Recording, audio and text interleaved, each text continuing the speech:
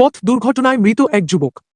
আজ ৩রা সেপ্টেম্বর রাত 10:30 নাগাদ ঘটনাটি ঘটেছে চাকদা বনগাঁ রোডে ভাটপাড়ায়। জানা যায়, প্রতিদিন রাত 10টা বাজলেই 5-7টা বাইক নিয়ে একদল যুবক এই চাকদা বনগাঁ রুটে বাইক রেসে মেতে ওঠে। ঠিক তারই মধ্যে এক যুবক চলন্ত ট্রাকের পিছনে সজোরে ধাক্কা মারলে সঙ্গে সঙ্গে যুবকটির মৃত্যু হয়। যদিও ট্রাকের খোঁজ পাওয়া যায়নি, এখন পর্যন্ত যুবকের কোনো পরিচয়ও পাওয়া যায়নি। চাকদা থানার পুলিশ এসে মৃতদেহ নিয়ে যায়।